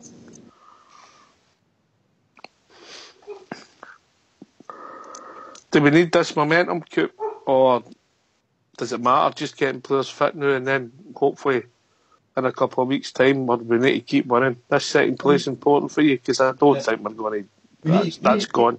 I know we need to keep winning, you know. But we've been saying all year, especially Bridgeman, been saying every game for us is an important game. It's the same again tomorrow, you know. Because we can't get this consistency going, it really is an important game, you know. So hopefully we can put a wee run together and maybe try and get something. We'll at least steal second place at least anyway. Hopefully. I mean, the whole place went flat. Even the show went flat, Coop. I mean, the Celtic game, there was positives in it, but the Kilmarnock game just really took the wind out of our sails. We didn't see that coming, did we? We did not. That was... I mean, the thing was, they started that game quite well. I thought they started the game quite well. 10-15 minutes, aye. First 15-20 minutes they played actually quite well, and you're thinking to yourself, right, okay, we'll do no key. And I don't know what happened. They just seemed to... It just seemed to stop playing. It was really strange, you know. So that was a real kick in the guts, that, you know, it really was. But we'll see. As I say, it goes back to consistency again. We've got to try and find consistency. We really have, you know. You're not going to do anything unless you can find consistency. And consistency comes with getting better quality players. That's the only way you're going to get consistency. So we'll just need to see what we can do for the rest of this season. Can I come in on that, Alex? Yeah? On you go, mate. Of course you can. I was just going to agree. I agree 100% with what Coop's saying. And it's like actually listening to myself at times. I think, you know, well said, Coop. But I think that you're not being fair there, Bridge. Coop talks a lot of sense. Well, he does, of course. But I think when you think the guys for a long time, the guys that have been injured and we're wanting them back in, some I think really good quality players, the Dorans around, the Ryan Jack, these guys and the young boy McCrory, you can't go through a season without those type of players. What a miss those players are. That's three major midfield players in your team. So whether the fact they would start every game doesn't make any difference. They're quality for the squad. And if they're not with the squad, that quality and their experience isn't rubbing off. And if it doesn't rub off, then nobody's picking up on it. And these guys, with their experience and the knowledge, they'll be able to tell people on the training pitch, look, you know, don't do that. Don't give it to that side, get to me that side. You know what I mean? Not all matters. All matters. Just a quick question for Al63 in the lobby. Is that Windass or Windy Miller, the left of midfield in your team in the your team in the Coop? You've got a magic wand. You've got two positions to fill that we need to strengthen. Where's the two positions for you? I think we still need an out-and-out centre half. I really do. You know, big, strong centre half. That's what we need. And I also think we need somebody in midfield who's going to give us a bit more big. You know, I like the boy Docherty. I think eventually he could be a cracking player. You know, but initially I would say a big, strong, 6 foot something centre half who can win the ball and he's got a wee bit of pace. I mean, I know Alves is good in the air, but other than that, he's been a disappointment. I think, you know. That'll be my two main strengths. Would be a big centre half, somebody in midfield who's going to put it about a wee bit. So a big centre half, bit of pace, defender. David Bates, somebody in midfield that can put it about, get about the pitch. Could that be Ross McCrory? Well, you could well be right there. You know, you could well be right to say. I'll leave that just now to see the young boy playing a bit some more games. You know. I don't think it's going to him. He's not big enough. Who? Boy McCrory. Do you mean for centre half? No, centre midfield. Oh, central mid, yeah, okay, sorry, pal. I thought you meant for centre half. He's almost 6 foot, I think, Bridge. It doesn't matter, he's not big enough for centre half for me. I think the boy's still got a bit of filling to do, you know, he's a big tall boy, but he would be a good, actually from a centre half perspective, he would be a good second centre half if you follow. I mean, you know, the main centre half would be, to me, some big giant. I would prefer Bates alongside someone else at centre half. And McCrory plays a wonderful game. And he has been playing a wonderful game in defensive mid. Can I just whisper one name to you, Bridge? Go on, pal. Franco Baresi. Franco Baresi, the finest centre half there's ever been in the world, ever. Greatest exponent ever. And how tall are you, Bruno? Me, I used to be about 5'9.5", and I'm about 5'10". So you weren't a very good centre half then? No, I wasn't bad. That's all I could say. I wasn't. I could jump. Like Bruno Alves, I could jump. I could make headers, and I was. Let's say I like to get in among. I like the body contact, if you like. If you follow that. But no, I wasn't a big centre half. When you went up the stairs, when you went up there for corners and things like that, yeah, you could surprise some of the bigger fellas by getting in there first. I quite enjoyed everything about centre half, but. Lots of things stop people from getting. If I had 6 feet, or even if I could be 6 feet tall, I think I might have made somewhere. You know, not good enough. For me, Bridge, I get your points. I mean, we want a reasonable size centre half, but I think it's more important that they can read the game and they're mobile. They can get there for the headers, you know. But sometimes we've lacked pace at the central defence. That's been one of our biggest issues. And I think Alves and the boy Russell Martin, mate, that's their biggest problem they've got is the ball on the deck, no pace. Yeah, totally agree. I mean, I don't think Martin will be there next season. I really don't. He's done nothing so far for me to say let's try and get him. You know, it's just no. I don't know what it is. He doesn't stand out enough for me. You know, he loses for the boy's height. He loses a lot of balls in the air. I think, you know, you compare him with Alves, right? Winning balls in the air. As I said earlier, Alves very rarely loses a ball in the air. It's just other bits of his game that I've done now, you know. But the boy Martin, I don't think he's got it. I really don't. Was it clever, the director of football? We brought him in. I don't think there's a deal for Russell Martin. We've had a look. We've paid his wages. And we've seen you shake hands and say thanks for coming a go. You know what we're looking for. See you later. Aye, absolutely. It's a clever move to bring the boy in. We were struggling at that time when he came in for centre halves, you know. So you're right what you're saying. Take him on to the end of the season. You say, right, okay, thanks for your help, but it's not going to work out, you know. So I just didn't fancy him, you know. But he's done his best, you know, and it's not good enough for me. Maybe I'm just too hard, you know. Fox, do you think you'll be there next season, Russell Martin? Then we'll go to Big Al in Australia. On his performances so far, mate, I think we could get better. That's all I would say on it. Alright, okay. Big Al?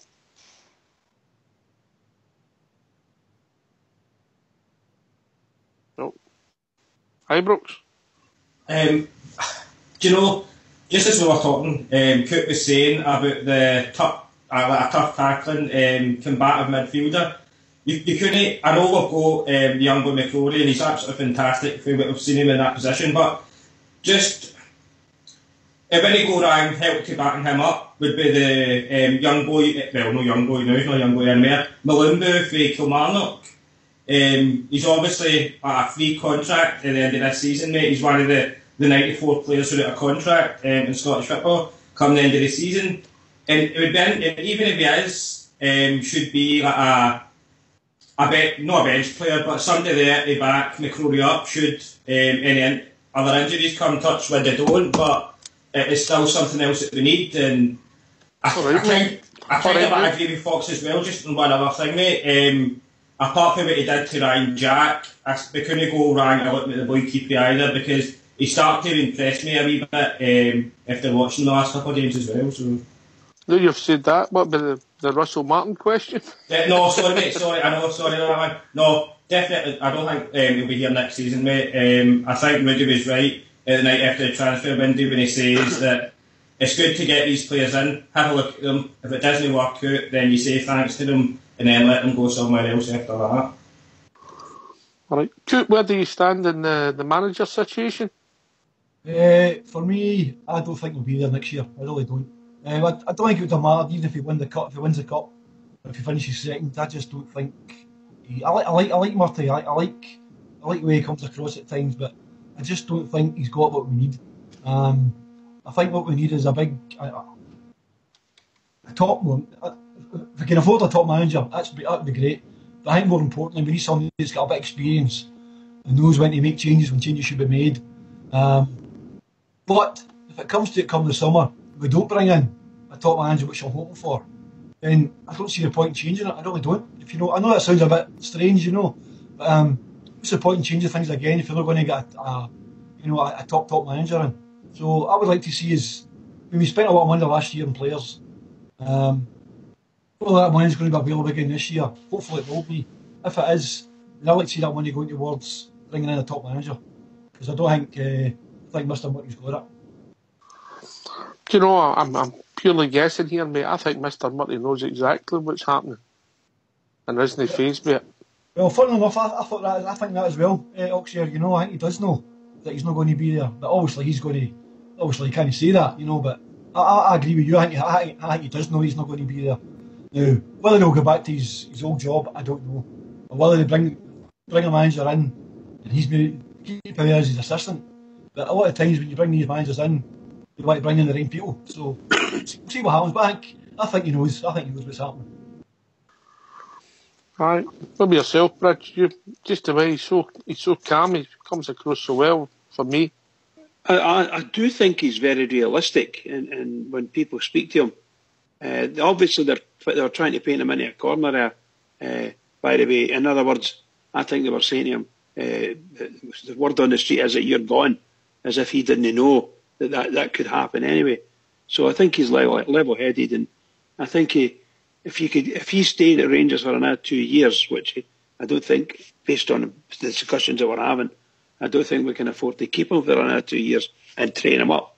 But then he would get the experience, as Fox said a number of times as well. When you get the experience, anything could happen. But I think we're desperate, aren't we? We're getting to the point where we're getting a wee bit desperate.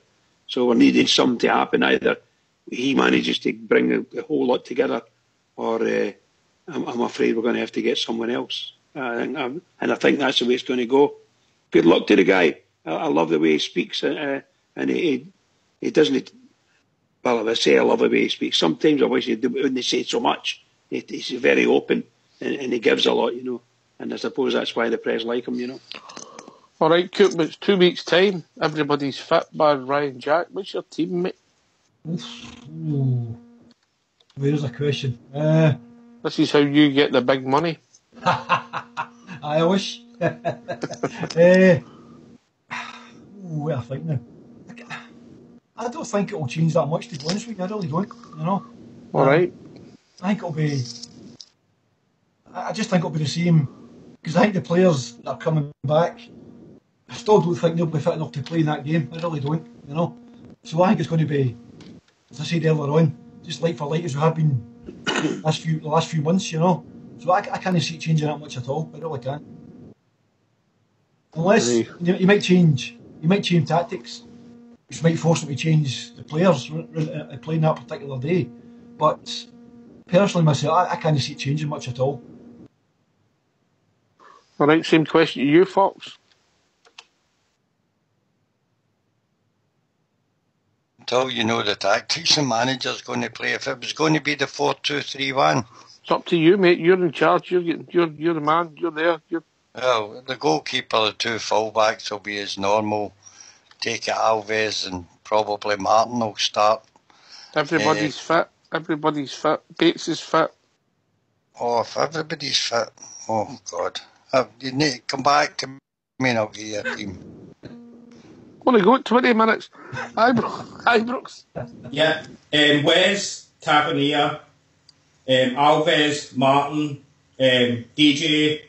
Then I'd be going with McCrory, Goss, Candias and Murphy, Windass and El Buffalo up top, mate. I think we get murdered midfield again with that. Bridgeman. If everybody's fit, my defence would be... Bar Ryan Jack. He's Bar Ryan Jack, okay. So I would be the goalkeeper and the two fullbacks as we know them. My centre halves would be Bates and Martin. My midfield would be Candias. I wouldn't play Holt. So it would be Candias, Goss. Candias, Goss. Who would I play in the left there? Well, obviously Murphy would be in the wide left. I've got one to fill in the midfield. I'm struggling with that one. But I would play 4-4-2. I'd play Morelos and what do you call him, Cummings. All right, okay. I would have to go with Windass, the other one. I'd have to go with Windass. All right, if everybody was fit for me, I think if we played a similar shape to the last time, I would the back four would be the two full-backs, the goalkeeper, and I would have Bates. And I'll go for Bruno ahead of Russell Martin. 50-50 with that one. And the midfield 5 would be Candias and Murphy, Docherty, McCrory, Dorrans, and in front of him, Morelos. There you go, Fox. Right, mine would be Fotheringham, Tav, everybody fit, Bates, Alves, John, Ross McCrory, defensive midfielder. This is a bit struggle. Probably Dorrans and the young boy that came for Hamilton, Greg Docherty. And 3 up front would be Windass, Docherty and Morelos. Blue Shadow, 2 weeks' time was the question. 2 weeks' time, you know. Hypothetical. We've been hypothetical. Coop, I don't know if you're a studier of all things financial and the news that was back in the day. How do you see that in the big picture of the Rangers? Well, actually, I've actually been out all day, so I've not heard. I don't even know what's happening. I heard you discussed a wee bit earlier on, but I don't know what was. All right, I'm not asking anything because you're on the right. You get time to digest, but small steps towards the whole picture of the club improving, putting things out the way. Dave King's trust companies are making the offer for the shares, so that'll put that baby to bed, and then we can move on. That's good. We can move on. That's good. That's great. Coop, if Mr. Murty's not the manager, who is for you? Well, that's the way I said last season. I'd like to see Van Bronckhorst coming in, right? But I know since he said that he's quite happy staying where he is now. The other one I like Martinez. I think he could be a good one as well, Roberto Martinez. I know he's manager of Belgium just now, but I read an article a few weeks ago now from him, and he was saying that he'd like to go back into the day-to-day stuff again, you know. So we'll see what happens, but see, I'd like to see Gio there, but and if not, then Roberto Martinez. If we can afford it, of course. Oh, of course, that's always a big question, you know, finances, that's how it's good. Would that excite you any day too, Bridge? Oh, I think anyone has got a big name. But Roberto Martinez had a big name. He was with Everton for a long time. But don't know if he would automatically fit back into a week to or a day-to-day managerial role. He might find it a bit difficult, so he might be into an experimental phase again, which I think we're trying to keep away from. But I think he's only been away for about 18 months, hasn't he? For 18 months, aye. It still takes some time to get back in. Things change rapidly in football. Look, if he came in, I'd be very happy. He's a big name. He's been there. He's played he's managed in the Premiership. He managed Everton for a number of years, so he must be okay in that sense. I don't have any problems with that, none at all. My honest opinion, I would be looking for Frank de Boer or someone like that. So I'd like a bigger name than that. You know what I mean? I'd like someone that'll come in and be absolutely massive from a name perspective.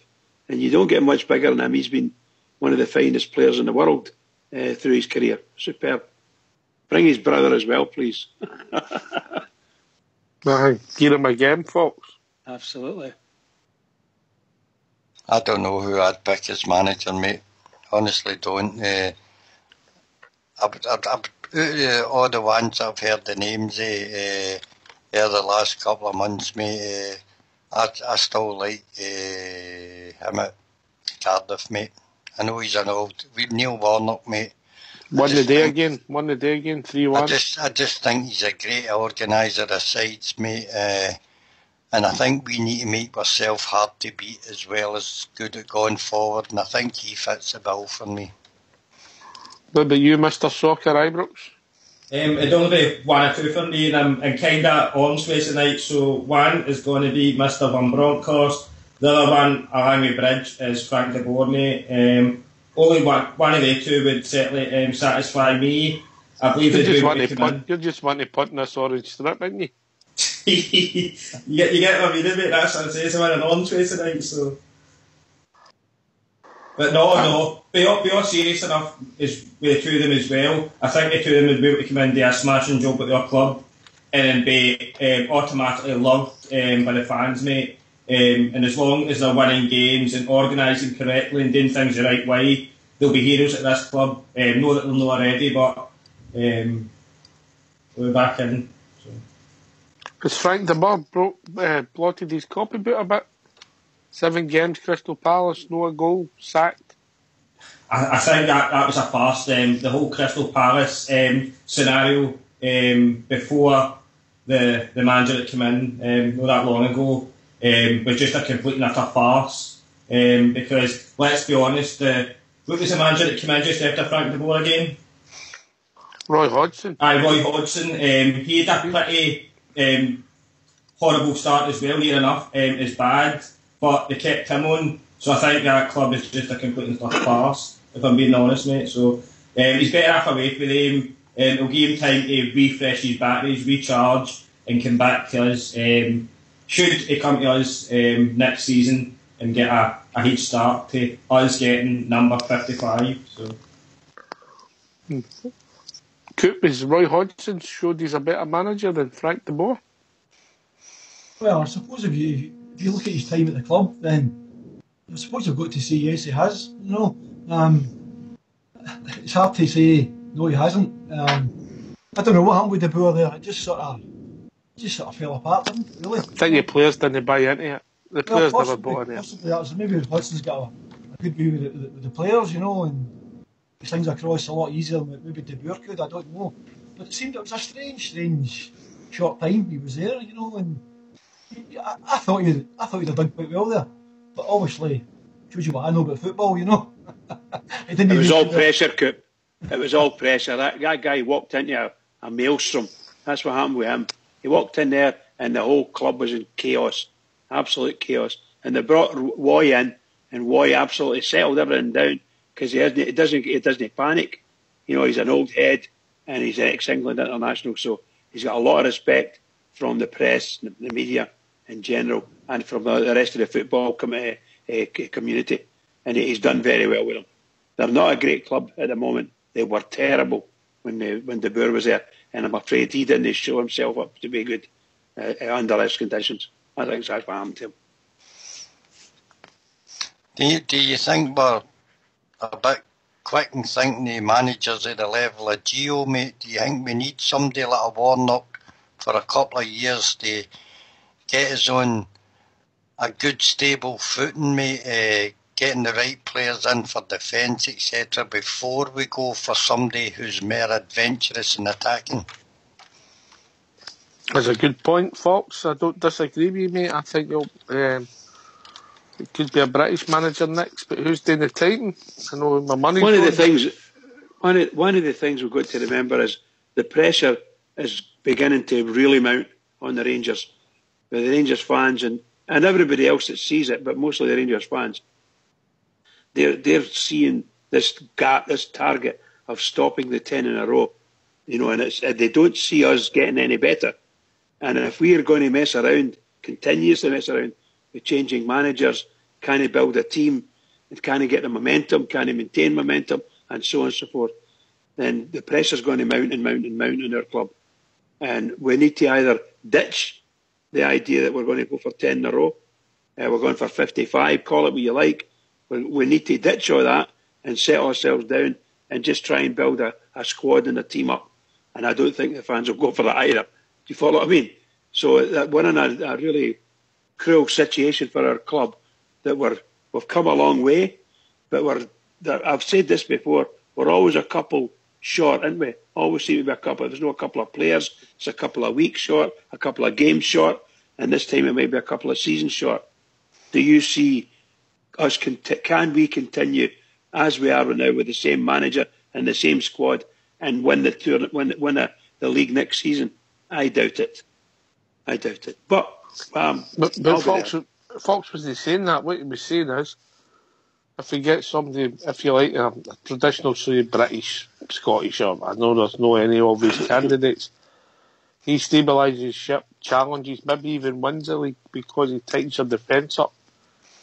And then your next manager, maybe in 3 years' time or whatever, becomes somebody, a flair to take you to the next level. I think that was the point you were trying to make. Yeah, I understand what he was saying, Oxter. I understand fully what he was saying. What I think I was saying was, I don't know if we're in a position to go for a season or two of stability.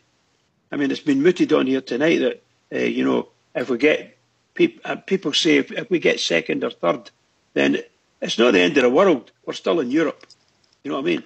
We're still getting into Europe. But for the Rangers fans who have been waiting, and look how close we were. 4 weeks ago, we were saying, we've got a chance here. And we've had 2 disastrous weeks. And all of a sudden, the climate's changed, the needs have changed, and they're away out. The opposition across the city are away, gone. The league will never be won. We'll not win this league, the way things are going. So for you to bring in a Warnock, don't get me wrong, I think Warnock's a tremendous manager and a great character as well. But if you're bringing him in to consolidate and get our position sorted, so we're going to be second in the league, you know what I mean? No, he's bringing him in to tighten the defence. Stop with the goals, show be challenge. Sure, show be challenge. Fox, show be challenge, That's just it, mate. We've found through this journey, we can't suddenly make the leap for a mediocre team back to where we were. It's going to be done in stages. And just like we've had to improve the quality of the squad as we've come up, I think we could be looking a wee bit ambitiously at people like Gio and that, mate. Maybe he's for the future when the board managed to put together some good finances back into the club, because when managers like Gio come in, mate, they'll be looking for cash to spend, and we need to build up a reserve instead of getting back into debt. Well, I know the time limit of 9 in a row is coming up, mate, but we've got to think of the long-term future of the club, Well, that's what I'm trying to say. As a support, we have to do this. We have to get our mindset right. Otherwise, we can start hurting ourselves inside, We really can. The desperation. Sorry, boys, I didn't mean to interrupt there. That's all right. I think whatever happens, see this close season, see the board, they've got to get this right. They really have, because they're under big pressure here. They can't get this wrong again. They just can't. Pedro was a bad decision, Cooper. He was. It turned out that way that he was, aye. I just think this year, the way we've been coming, with a couple of different managers, two managers, it's a big decision for them. It really is, If they don't get this right, God knows what will happen, Ibrox? I think Fox could be absolutely right in what he just says. I didn't even think about Neil Warnock, but see if he can come in and basically make our defence really strong and alright, we're not playing the silky, expansive, over elaborate football, but it's nice defensively, nice and neat passing in the midfield, nice passes through the strikers. I would go with that, and it's something that Neil Warnock could give you. And the fact as well that he loves our club, mate, there's no doubt about that. The way he speaks about our club when he's speaking down south, he's got that in his side as well. And if he can do that, I'd go with that. And as he says, maybe in the future, when the finances are more stable, we've got maybe the sort of sugar daddy that Big Al was talking about earlier, then that's when you bring in somebody like a Giovanni Van Bronckhorst who can help you maybe take you to the next step of Champions League football and qualifying for group stages and things like that. So that's a good point for Fox there. Fox, just a quick question. So you think Cardiff will you think they'll not take him into the Premier League even though he's going to get them promoted, it looks like? I think he's a very good Championship manager, mate. I don't think he's got the stuff to handle the Premier Division, mate. That's only my opinion. Scottish football is about the level of the Championship, maybe just slightly below it, mate. And he's a very successful manager in that environment, and that's why I would probably take him. He is 70 years old. That's how I was saying a couple of seasons, mate. If we brought in somebody even like him, that could get the players to shore up the defence, make us no so vulnerable as we are probably the new way all-out attack. And I think that's how we lost some games. Some games when we go in front 1-0, we're chasing 2 and 3, and what happens? We get caught with a sucker punch and we end up losing. We're having a draw or losing the game. It's happened to us a few times this season, and I just think, like Walter, that's exactly what Walter would do, mate, as well. Same age group, steady the ship, and then once the finances are back at Ibrox in a decent level, then you can go for somebody more adventurous, you know. Bringing Walter is number 2, that. Well, I'm just saying, you know what Fox is saying is, Fox, you're talking a lot of sense. Bridge, let Fox finish. Oh, finish now, anyway. I finished, Paul. On you go, Bridge. No, I was just going to say, you're talking a lot of sense there, Fox, and I agree with everything you say, and most of the guys would, because it's sensible. What I think I'm saying is, I don't know if, as a club, we can afford to stop even for 6 months. You know, although we've done that, we've went through a disastrous season, to all intents and purposes, managerially speaking. In fact, 2 seasons for a good big chunk of them anyway. So we've gave ourselves a hard time managerially. The young lads come in, Mr. Murty, he's come in and he steadied the ship a wee bit, although we maybe started to dip again. I don't know whether we bring someone like the guy you're speaking about will come in and he'll shore it all up. Well, Walter would come in and shore it all up, someone like that. I don't know whether the fans want somebody to come in and shore it up, or the fans want somebody to come in and just take us by the scruff of the neck and take these players and wave a magic wand and make us into a fantastic side. I don't know, and maybe that's what we're looking for. Last word, Coop. That might be Fox is talking about what's his name there, Warnock there. Warnock. And that might be the only way that Murty will still be there next year, to bring somebody like him in and say, look, when you come in, like you were saying there, about tightening things up and that, and keeping Murty by his side. Maybe that's one way Murty will still be there. But I think, as I said earlier, most of the time you bring new managers in, they bring their own guys with them. Maybe this situation maybe slightly different this time, I don't know. But I can see why Fox is saying maybe that's the man we need to sort of get things tightened up, shore it up. Maybe in a couple of years' time, maybe do something else, you know. But we'll see what happens. It's a big decision, as I say. Here, Coop. Listen, mate. Give us a shout out, mate. My shout is going to go to the boys tomorrow. I want to see them get out there. It's going to be a tough game, as we all know. Physical game. I want to see us get out there, Get in there, putting the tackles in. One of your players get injured, I want to see the rest of your players, his teammates going on about him and helping them out. That's what I want to see. So, good luck to the boys tomorrow, and hopefully we'll get a wee victory. Cheers, Coop. Absolute pleasure, mate. Don't be so long the next time. Always great to hear you. Cheers. Ibrox. Just big shout out to the squad and to Mr. Murray tomorrow. Go out there, get your best, be just as aggressive as they're going to be. Our strikers will win us the day. 3-1 Rangers tomorrow. And it's always a pleasure to hear you as well, Ibrox. Thank you. Fox. A big shout out to all the boys that's going to Motherwell tomorrow, and other boys will be travelling down to the Lee Rigby game down south as well. Wish them all a safe journey and hope they all come back in one piece, mate. Bridgeman? Oh, I'd like to echo everybody's shout outs, and a really good discussion tonight. Thoroughly enjoyed it, and I hope we can do this tomorrow and continue to have the good discussions after a good victory. 1-0 for the Rangers tomorrow. Come on, the Rangers, get into them. Here.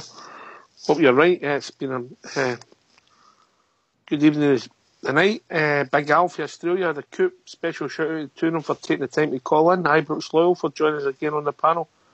Fox for putting down his weight for half an hour. He's trying it. He's getting into it.